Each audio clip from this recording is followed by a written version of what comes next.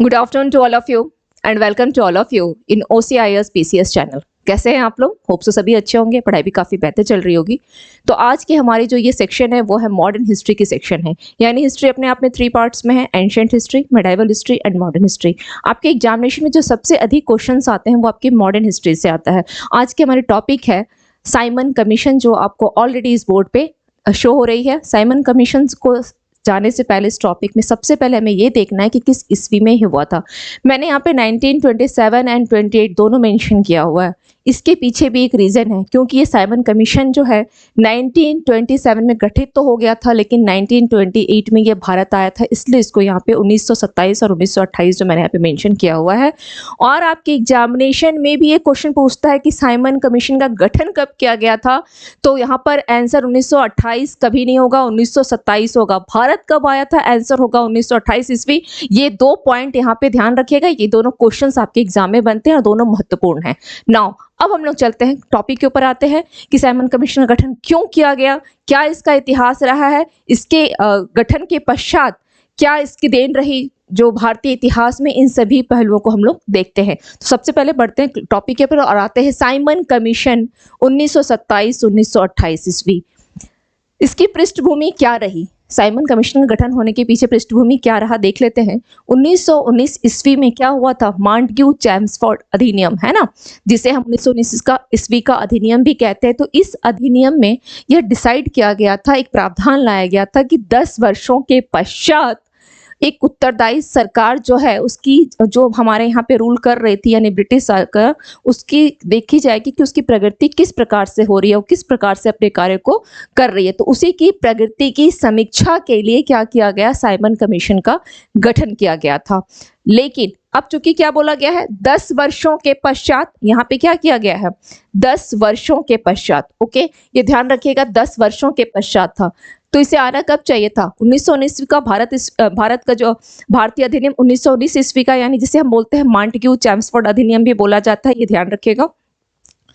तो 10 साल के बाद आना चाहिए था, यानी 1929 में आना चाहिए था। लेकिन ये कब आ गया, इसका गठन कब कर दिया गया, 1927 ईस्वी में। भारत कब आ गया, 1928 ईस्वी में। परंतु क्यों ऐसा किया, क्योंकि 1929 ईस्वी में आपके ब्रिटेन में क्या हुआ, आम चुनाव होने वाले थे। ओके, और इसी आम चुनाव से पहले क्या किया गया, सरकार ने कब, 8 नवंबर 1927 ईस्वी, डेट याद रखिएगा, ईयर याद रखिएगा, साइमन कमीशन की नियुक्ति की गई थी। और इसे साइमन कमीशन क्यों बोला गया, क्योंकि इसका जो अध्यक्ष थे वो कौन थे, सर जॉन साइमन। बहुत बार आपके एग्जामिनेशन में यहाँ से क्वेश्चन भी बनता है कि किस पार्टी से इनका संबंध रहा है, यानी ये लिबरल पार्टी, उदारवादी पार्टी से इनका संबंध था, इसको भी ध्यान रखना है। नाउ तो ये तो हो गई साइमन कमीशन की पृष्ठभूमि, उसको कब नियुक्ति किया गया और क्यों किया गया था, ये उसका क्या उद्देश्य किया गया था। तो उत्तरदायी सरकार की प्रगति की समीक्षा के लिए, आगे भी इसके उद्देश्य और आपको मिलेंगे, लेकिन पहले थोड़ा सा हम लोग इसको डिटेल में देख लेते हैं। चलिए, अब बात आती है, चूंकि इसके जो कमेटी बनाई जाती है, आप लोग जानते होंगे या सभी को अवगत है, कमेटी में क्या होते हैं, कुछ सदस्य होते हैं, कुछ सदस्यों का ही तो कमेटी होता है। तो इसमें क्या थे, इसमें 7 सदस्य थे और सातों के सातों आपके कहाँ से थे, तो ब्रिटिश संसद के ही 7 सदस्य थे। मैंने ये सातों सदस्यों के नाम आपके सामने लिखा है, जिसमें कि मोस्ट इंपॉर्टेंट है आपका John Simon. Okay, John Simon काफी इंपॉर्टेंट है, क्यों, क्योंकि ये कौन थे, तो ये अध्यक्ष थे, है ना। ये क्या थे, साइमन जो कमीशन जो गठित की गई थी उसके अध्यक्ष कौन थे, सर जॉन साइमन। और इनका संबंध, ये क्वेश्चन पूछता है, तो यह लिबरल पार्टी से इनका संबंध रहा है, उदारवादी पार्टी से या लिबरल पार्टी से। इसके अलावा 6 अन्य सदस्य कौन कौन थे, अभी तक हालांकि एग्जामिनेशन में नहीं पूछा गया है, लेकिन मैं आपको लोगों को बोलती हूँ कि जो क्वेश्चन पूछे जा चुके हैं उसमें तो कहीं से भी इफ बट होने की गुंजाइश नहीं होनी चाहिए, यानी उसमें बिल्कुल 100 अगर क्वेश्चन पूछ रहा है तो 100 के 100 सही होने चाहिए। लेकिन अगर जो नए क्वेश्चन जो बनते हैं, हो सकता है कि उसमें एक आधा क्वेश्चन गलत हो जाते हैं, तो उसके लिए मैं बता रही हूँ कि यहाँ जो एक क्वेश्चन नहीं पूछा गया, इन सभी से बाकी 6 मेंबर से क्वेश्चन नहीं पूछा गया। हो सकता है कि आपके एग्जाम में पूछ ले कि निम्नलिखित में से कौन उस पार्टी से संबंधित नहीं थे, साइमन कमीशन की जो कमेटी थी उससे संबंधित नहीं था। या इस क्वेश्चन को पूछ लेगा कि निम्नलिखित में से, जैसे लैंड फॉक्स के बारे में पूछ लेगा, उनका संबंध किस पार्टी से था। एक चीज ये, दूसरा इसे पूछने का एक जो तरीका ये भी हो सकता है कि किसी का नाम ना पूछे, ठीक है, किसी का नाम ना पूछे, केवल इतना पूछ ले कि साइमन कमीशन में जो जो पार्टियां गठित की गई थी, साइमन कमीशन के लिए जो पार्टियां जो इसकी सदस्य रही हैं उनका संबंध किस किस पार्टी से था। Got my point. Simon commission जो गठित किया गया था उसके सदस्य जो थे उनका जो बोला जाएगा कि उनका संबंध किस किस पार्टियों से रहा है, तो वह है आपका liberal party, conservative party and आपका लेबर पार्टी। यही तीन पार्टियां जो हैं, इसी तीन पार्टी के सदस्य जो हैं साइमन कमीशन के सदस्य रहे हैं। ये भी आपका एक तरीका है क्वेश्चन पूछने का। कौन कौन सा होगा? Liberal party, conservative party and आपका लेबर पार्टी। ओके, ये तीन तरीका हो सकता है, ये इस प्रकार से क्वेश्चन पूछे जा सकते हैं, तो ध्यान रखिएगा। नाउ तो ये तो हो गई ब्रिटिश संसद की बात। क्या आप लोगों को इसमें एक भी ऐसा लग रहा है जो कि आपका एक भी सदस्य ऐसा लग रहा है जिसने इस पार्टी से एक भी भारतीय सदस्य का नाम आया? नहीं आया। तो लॉर्ड इरविन ने ये सुझाव दिया कि देखो, साइमन कमीशन जो गठित की जा रही है, जो कमेटी बनाई जा रही है, इसमें तुम लोग एक भी भारतीय सदस्य को मत लेना। ये सुझाव किसके द्वारा दिया गया था? ये सुझाव था लॉर्ड इरविन का। इसी ने सुझाव दिया कि इसमें एक भी भारतीय सदस्य नहीं होने चाहिए, और यही जो है साइमन कमीशन के विरोध का सबसे बड़ा कारण हो गया। क्यों ना हो, आप ला रहे हो यहाँ पर भारत में, इसको लेकर के आ रहे हो, यहाँ जो पार्टी यहाँ पे रूल कर रही है उसी की प्रगति की समीक्षा देख रहे हो, और उसमें एक भी भारतीय सदस्य नहीं है, ये तो गलत है।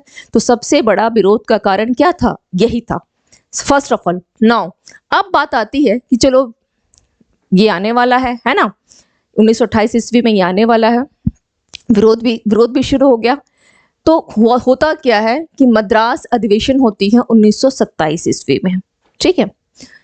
8 नवंबर को क्या होता है, इसका तो गठन हो जाता है, लेकिन इसी समय क्या होता है, मद्रास में अधिवेशन भी होती है 1927 ईस्वी में, जिसका अध्यक्ष कौन होते हैं? डॉक्टर अंसारी इसके अध्यक्ष होते हैं, ठीक है। भारतीय राष्ट्रीय कांग्रेस का कौन सा अधिवेशन? मद्रास अधिवेशन। कब? 1927 ईस्वी में। अध्यक्षता किसके पास है? डॉक्टर अंसारी के पास है। अब इस जो अधिवेशन की गई, इसी अधिवेशन में एक डिसीजन लिया गया, निर्णय लिया गया कि ठीक है, साइमन कमीशन गठन तो हो गया, होने दो, लेकिन हम लोगों को क्या करना है? हम लोग क्या करेंगे? प्रत्येक स्थिति में, प्रत्येक स्थान में तथा प्रत्येक प्रकार से, चाहे वो प्रदर्शन करके हो, चाहे हड़ताल करके हो, किसी भी रूप में हम लोग क्या करेंगे? इससे क्या किया? बहिष्कार का निर्णय लिया कि हमें केवल और केवल साइमन कमीशन को क्या करना है? बहिष्कार करना है। ये डिसीजन लिया गया था आपका मद्रास अधिवेशन 1927 ईस्वी में, जिसकी अध्यक्षता डॉक्टर अंसारी ने किया। क्लियर? गठन हो गया, यहाँ पर अधिवेशन भी हो गया, निर्णय भी हो गया। सबसे अगर बोला जाए कि तात्कालिक अगर पूछ लिया जाए कि कारण क्या रहा, तो इसमें एक भी भारतीय सदस्य नहीं थे। पहला तो ये कारण हो जाएगा, जिसके कारण ये सबसे पहला विरोध का कारण तो यही हुआ। आगे जो रीजन है वो बाद की बात है, लेकिन वर्तमान अगर जैसा ये कमीशन का गठन किया गया तो ये उसके रीजन रहे। अब बात आती है, चूंकि इसका डिसीजन तो ले लिया गया, तो कौन कौन सी पार्टियां इसके सपोर्ट में थी और कौन सी पार्टियां इसके विरोध में थी वो देख लेते हैं, है ना। डिसीजन ले लिया गया तो कौन सपोर्ट में रही और कौन इसके विरोध में रही। तो कुछ राजनीतिक दल जो कि इसका बहिष्कार कर रही थी, उनमें से मुस्लिम league, Hindu Mahasabha, liberal federation, किसान मजदूर पार्टी और कम्युनिस्ट पार्टी, ये सभी के सभी साइमन कमीशन के विरोध में थी। मुस्लिम लीग भी थी, लेकिन मुस्लिम लीग में इस कमीशन को लेकर, मुस्लिम लीग में क्या हुआ था, इस कमीशन को लेकर फूट पड़ गई। इस कमीशन के कारण क्या हो गया, यहाँ पर फूट पड़ गई। फूट कैसे? जिन्ना जो थे वो इसके बहिष्कार, जिन्ना क्या बोल रहे थे? साइमन कमीशन का बहिष्कार, लेकिन मोहम्मद सफ़ी इसके पक्ष में थे। मोहम्मद सफ़ी जो थे वो इसके पक्ष में रहे, इसको ध्यान रखिएगा। जिन्ना ने विरोध किया, बहिष्कार किया, लेकिन मोहम्मद शफी इसके पक्ष में थे। और इतना ही नहीं, केवल मोहम्मद शफी ही नहीं, अगर अन्य सहयोगी पार्टी देखेंगे, जैसे जस्टिस पार्टी मद्रास की, या यूनियनिस्ट पार्टी पंजाब की हो, या डिप्रेस्ड क्लास एसोसिएशन जो कि अंबेडकर के द्वारा संचालित होती थी, इसने भी क्या किया, इस साइमन कमीशन के ये पक्ष में रहे। क्लियर? ये इसको ध्यान दीजिएगा। हो सकता है यहाँ से सवाल भी पूछा जा सकता है कि कौन कौन सी निम्नलिखित में से कौन सी पार्टी इसके पक्ष में थी। तो ये कुछ पार्टियां हैं। मुस्लिम हिंदू, याद रखने का तरीका बहुत आसान है। मुस्लिम हिंदू यानी दोनों, मुस्लिम और हिंदू हैं, दोनों हैं, मतलब लिबरल मान लो, है ना, लिबरल हो गया। फिर किसान मजदूर एक साथ आ जाएंगे, and last one communist party. इसके सहयोग में कौन था? तो ये जस्टिस, यूनियनिस्ट एंड डिप्रेस्ड, तीनों के तीनों अंग्रेजी नाम है, कुछ ऐसा ध्यान रखिएगा, याद जरूर रखिएगा, क्वेश्चन पूछा जा सकता है। या अगर साइमन से रिलेटेड क्वेश्चन नहीं भी पूछता है तो ऐसे ही पूछ लेगा कि डिप्रेस्ड क्लास एसोसिएशन किसके द्वारा संचालित किया गया, तो डॉक्टर अंबेडकर का है ये, ठीक है। यूनियनिस्ट पार्टी कहाँ की है? पंजाब की है। नाउ अब बात आती है कि चलिए ये सारा मुद्दा तो चल ही रहा था, यहाँ की ये सिचुएशन थी कि हम लोग पक्ष में रहेंगे और कौन विरोध में रहेंगे, ठीक है। डिसीजन ले लिया कि बहिष्कार भी किस प्रकार से करना है, प्रत्येक स्थान पर जिस रूप से भी, लेकिन बहिष्कार करना है। फाइनली 3 फरवरी 1928 ईस्वी को साइमन कमीशन क्या होता है? बंबई पहुंच जाता है। और जब बंबई पहुंचता है तो वहां पर काले झंडे दिखाया जाता है, ठीक है, प्रदर्शन किया जाता है, देशव्यापी हड़ताल स्टार्ट हो चुका है, not only in Mumbai, in everywhere, Patna, Lucknow, आपका पंजाब, पटना हो गया, लखनऊ हो गया, दिल्ली, लाहौर, इन सभी जगह पे हड़ताल आरंभ हो चुका है, ठीक है। तो प्रदर्शनकारियों ने क्या किया, यहाँ पर प्रदर्शनकारियों ने क्या किया, जो प्रदर्शनी चल रही थी तो यहीं पर प्रदर्शनकारियों के द्वारा बोला गया साइमन गो बैक, यानी साइमन वापस जाओ, ठीक है। जब ये मुंबई पहुंचा तो अब सवाल यहाँ पर यह आता है कि साइमन कमीशन का गठन कब किया गया था? 8 नवंबर 1927 ईस्वी में। यह भारत कब पहुंचा? 3 फरवरी 1928 ईस्वी में, जहां पर इसका स्वागत बिल्कुल भी नहीं किया गया, बोला गो बैक, यहाँ से वापस जाओ। तो ये कंडीशन कहाँ रही? बंबई की रही। दिल्ली में क्या होता है? एक भी भारतीय सदस्य जो है, कोई भी भारतीय इसका स्वागत नहीं करता है, इवन केंद्रीय विधानसभा से भी इसका कोई स्वागत नहीं होता है दिल्ली में। लाहौर में स्थिति इससे भी खराब, क्या था वहां पे? लाला लाजपत राय, जो प्रदर्शनकारी थे उनका नेतृत्व कौन कर रहा था? लाला लाजपत राय थे। तो वहीं पर पुलिस के लाठी चार्ज में ही क्या हो गई थी, इनकी तबीयत वहीं बिगड़ गई थी और फाइनली इसी के कारण क्या हो गया, कुछ दिनों के बाद इनकी मृत्यु भी हो गई थी। तो लाला लाजपत राय, यहाँ पे एक चीज और ध्यान रखिएगा, लाला लाजपत राय को किस नाम से जाना भी जाता है? पंजाब केसरी, ओके, पंजाब केसरी।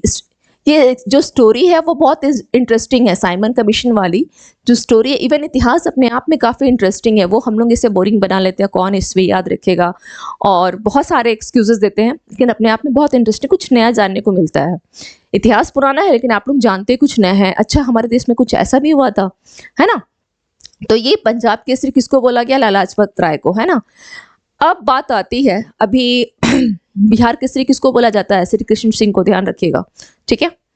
तो ये हो गई, उनकी मृत्यु हो जाती है। तो क्वेश्चन आपसे ये पूछता भी है कि लाला लाजपत राय की जो मृत्यु होती है वो किस आंदोलन के पश्चात हुई है? तो यही साइमन का कमीशन के विरोध में जो वो खड़े हुए थे, तो इसी यहीं पर पुलिस के द्वारा लाठीचार्ज में इनकी क्या होती है? डेथ हो जाती है। क्लियर? नाउ अब लखनऊ में भी इसका विरोध किया गया। तो लखनऊ में जो विरोध किया गया था तो वहां पर कौन थे? गोविंद बल्लभ पंत और पंडित जवाहरलाल नेहरू, इन दोनों ने कहां पर इनका विरोध किया? लखनऊ में इस कमीशन का विरोध किया। इसके अलावा पटना है, कोलकाता है, मद्रास है और अन्य जगहों में भी इसका विरोध किया गया। कुल मिलाकर के इसका विरोध तो हुआ था, तभी तो बोला गया देशव्यापी हड़ताल किया गया है। चलिए यहां तक सही है। अब हम लोग आते हैं, ये हमें यहाँ तो समझ में आ गया, लेकिन इन सभी विरोधों के बावजूद, जब इतना विरोध हो रहा है, लेकिन अंग्रेज इतने ढीठ किस्म के थे कि वो सुनना ही नहीं चाहते थे, है ना। वो हर हाल में अपना क्या करना है, चलाना है तो चलाना है, जिसको ढीठ ही बोला जाएगा, ढीठ थे जिसे। तो उन लोगों ने क्या किया, इतने विरोध के बावजूद भी उन लोगों ने फाइनली क्या किया, अपना रिपोर्ट बना करके तैयार कर दिया। हम तुम्हारा विरोध कर रहे हैं तो उसे चुपचाप चले जाना चाहिए, नहीं, रिपोर्ट बनाने के लिए तैयार हो गए। रिपोर्ट बनकर कब आई? 27 मई को। वो भारत कब आए थे? 3 फरवरी को और 27 मई को। तो कितना टाइम हो गया? मार्च, अप्रैल, मई, करीब 3.5 महीने बाद इनकी रिपोर्ट, 3.5 साल बाद, क्योंकि 1930 ईस्वी में इनकी रिपोर्ट आई, है ना। तो इनकी रिपोर्ट क्या आई? ढीठ की तरह यहीं पर रह गए भी नहीं, इनकी रिपोर्ट आ गई। रिपोर्ट क्या आई, इनका क्या क्या प्रावधान रखा गया? उस रिपोर्ट के मुख्य जो प्रावधान रखे गए थे वो था जो द्वैत शासन है ना, केंद्र में जो द्वैत शासन है उसको क्या करो, समाप्त कर दो। यह द्वैत शासन जिसे 1919 ईस्वी के एक्ट में लाया गया था, 1919 ईस्वी का जो एक्ट था उसके तहत जो है द्वैत शासन को आरंभ किया गया था, लेकिन अब बोला जा रहा है कि इसको समाप्त करो। और जो उत्तरदायी सरकार है, यानी प्रांतों में स्वायत्तता सौंपने के लिए लोग तैयार हो गए, ठीक है। दूसरा क्या प्रावधान रखा गया कि भारत में क्या है, संघीय संविधान होना चाहिए। भारत का संविधान किस प्रकार का, संघीय संविधान होना चाहिए, दूसरा प्रावधान था। तीसरा था कि केंद्र में भारतीयों का कोई भी उत्तरदायित्व तो नहीं होना चाहिए, तो गलत है। फोर्थ क्या दिया गया कि उच्च न्यायालय जो है भारत सरकार पे क्या करेगी, उच्च न्यायालय पर किसका नियंत्रण रहेगा, तो भारत सरकार का नियंत्रण रहेगा उच्च न्यायालय पर, ठीक है। और बर्मा को भारत से अलग कर दिया जाए। इसके अलावा उड़ीसा, सिंध, इन सबों को क्या किया जाए, एक अलग प्रदेश जो है बना दिया जाए, ठीक है। ये कुछ प्रावधान थे। इसके अलावा इसमें और भी क्या क्या चीजें शामिल थी, तो प्रांतीय विधान मंडल जो हैं उसमें सदस्यों की बोली गई कि संख्या बढ़ा दी जाए। इसका अर्थ क्या था, इसके कि मताधिकार का विस्तार हो जाएगा, और विस्तार किस रूप में होगा, तो 2.8% से ये बढ़कर कितना हो जाएगा, 10 से लेकर के 15% जो है इसको बढ़ा दिया जाए, ठीक है। प्रांतों में विधान मंडलों की सदस्यों की संख्या को बढ़ाने की बात की गई। फिर बोला गया कि सेना का भारतीयकरण कर देना चाहिए, ठीक है। ये कुछ प्रावधान जो हैं जो साइमन कमीशन की जो कमेटी बनाई गई उसके रिपोर्ट में यह रखा गया। लेकिन क्या भारतीयों की ये मांग थी, क्या यह मांग भारतीयों की थी, भारतीयों की मांग क्या थी? अगर आप देखेंगे उससे पहले के इतिहास को, तो भारतीयों की मांग क्या रही है, तो 1927 की बात है ना। और भारतीयों की डिमांड अगर आप देख रहे हैं तो वो लोग स्वराज स्वराज स्वराज्य बस एक ही रट लगाए रखे हैं। क्या इस पूरे प्रावधान में आपको कहीं भी स्वराज्य शब्द मिला, पूरे प्रावधान में? लेकिन इस रिपोर्ट में स्वराज्य की मांग जो थी, जो भारतीयों का केवल एक ही मांग था, वो कहीं भी नहीं, इस मांग को रखा ही नहीं गया। दूसरी चीजें, ये शब्द भी कहीं नहीं मिले इस रिपोर्ट में, ये शब्द भी कहीं नहीं मिला। तो उसे क्यों स्वीकार करेंगे, क्योंकि भारतीयों की तो मांग थी नहीं कि आप हमें ये दो वो दो ऐसा करो, ऐसी मांग तो इनकी नहीं थी। इनकी मांग है स्वराज्य दो हमें, ठीक है। चलिए, तो इसलिए इस रिपोर्ट को क्या कर दिया गया, अस्वीकार कर दिया गया। ये रिपोर्ट अस्वीकार हो गया। इसका जो अगर देखेंगे तो भारत के संवैधानिक विकास पे कोई ज्यादा प्रभाव नहीं पड़ा, लेकिन इसके साथ एक बहुत महत्वपूर्ण चीज ये रहा कि 1935 ईस्वी में जो भारत सरकार अधिनियम जिसका जो बना, उस अधिनियम जो है इसी रिपोर्ट पर बहुत कुछ आधारित थी, ठीक है। 1935 ईस्वी का जो एक्ट बनाया गया वो इसी रिपोर्ट पर बहुत हद तक आधारित थी। तो साइमन कमीशन, तो आपके टॉपिक यहाँ तक आपको आई थिंक क्लियर हो गया होगा। अब जो सवाल इससे बनते हैं साइमन कमीशन को लेकर के, उस पर ध्यान दीजिए कि सवाल जो है क्या क्या बनते हैं। तो यहाँ पे पूछता है कि 1928 ईस्वी में जो साइमन कमीशन जो गठित किया गया था, एक लाइन में 3-4 आपका ऑप्शन होगा, उसका उद्देश्य क्या रहा है, क्यों गठित किया गया था साइमन कमीशन। तो भारत में जो उत्तरदायी सरकार है उसकी समीक्षा करने के लिए, उसकी प्रशासन किस प्रकार से चल रही है, शिक्षा के क्षेत्र में वो क्या कार्य कर रहा है, कितनी प्रगति हो रही है, तो इन सभी बातों का एक निष्कर्ष कैसे आता है, प्रशासनिक सुधार पर विचार के लिए, प्रशासनिक सुधार पर विचार करने के लिए। ओके, तो इसलिए साइमन कमीशन, एक क्वेश्चन आपसे पूछ सकता है एग्जाम में। सेकंड क्या है कि साइमन कमीशन के जो सदस्य हैं, साइमन कमीशन का निम्नलिखित में से कौन सा सदस्य उदारवादी दल से संबंधित है। तो सबसे पहली चीज ध्यान रखिएगा कि जो साइमन कमीशन है इसमें ब्रिटिश के संसद के 7 सदस्य हैं और सभी के सभी क्या है, इसमें केवल यूरोपीय सदस्य हैं, एक भी भारतीय सदस्य नहीं है। तो पूछा गया है कि उदारवादी दल से कौन है, तो सर जॉन साइमन, जो कि इसके अध्यक्ष भी थे। ये भी क्वेश्चन इस प्रकार से भी पूछा जाता है। इसके अलावा क्वेश्चन एक और पूछा जा सकता है कि ये किसका सुझाव था कि इस कमीशन में, इस आयोग में एक भी भारतीयों को नहीं लिया जाए, तो ये सुझाव किसका था, इरविन का था। ओके, ये इरविन का सुझाव था कि भारतीयों को इस साइमन से बाहर रखा जाए। अगेन एक क्वेश्चन फिर बन सकता है कि साइमन कमीशन जो है किस सरकार की संस्तुति क्या रही है, साइमन कमीशन की। ओके, साइमन कमीशन की सरकार की जो संस्तुति क्या रही है, तो संघीय प्रकार के सरकार की जिसके सदस्य अप्रत्यक्ष, इसने क्या संस्तुति दिया सरकार के लिए, किस प्रकार का हो, संघीय प्रकार का सरकार हो, जिसके सदस्य जो हैं अप्रत्यक्ष पद्धति से प्रांतीय विधान मंडलों द्वारा चुने जाएं। ओके, तो ये कुछ इंफॉर्मेशन है, कुछ क्वेश्चंस हैं, कुछ आपके पास हिस्ट्री का मैंने अपने तरफ से जो मुझे लगा जो क्वेश्चंस बन सकते हैं मैंने वो भी बता दिया है। ये क्वेश्चन जो है अभी तक ये क्वेश्चन नहीं पूछा गया है, ठीक है, इस पे क्वेश्चन नहीं आया है ये कि साइमन कमीशन जो है इसकी संस्तुति क्या रही है, या सरकार के साथ इसकी संस्तुति क्या रही है साइमन कमीशन की। ओके, ये क्वेश्चन नहीं पूछा है, तो ध्यान रखिएगा कि क्या बोला गया है, संघीय प्रकार के सरकार की, क्या बोला कि सरकार कैसा होना चाहिए, संघीय प्रकार का, लेकिन इसके सदस्य जो है अप्रत्यक्ष पद्धति से प्रांत की विधानमंडलों से चुने जाने चाहिए। ठीक है, और वैसे भी बोला भी गया है इसमें कि प्रांत के विधानमंडल में सदस्यों की संख्या बढ़ा दो ताकि मताधिकार का विस्तार हो और जो 2.8% है वो बढ़ करके 10 से 15% हो जाए। ओके, और ये कुछ क्वेश्चंस है जैसे इरविन को लेकर के नहीं पूछा गया, हो सकता है इस पर क्वेश्चन पूछा जाए, या आपसे ये पूछा जा सकता है, हाँ ये क्वेश्चन आ चुका है कि इसके सदस्य जो है किस पार्टी से हैं, तो लिबरल पार्टी से हैं। बाकी साइमन कमीशन का उद्देश्य क्या रहा है इसको भी थोड़ा ध्यान रखिएगा, थोड़ा नहीं इंपॉर्टेंट है ये, अच्छे से करके जाइएगा।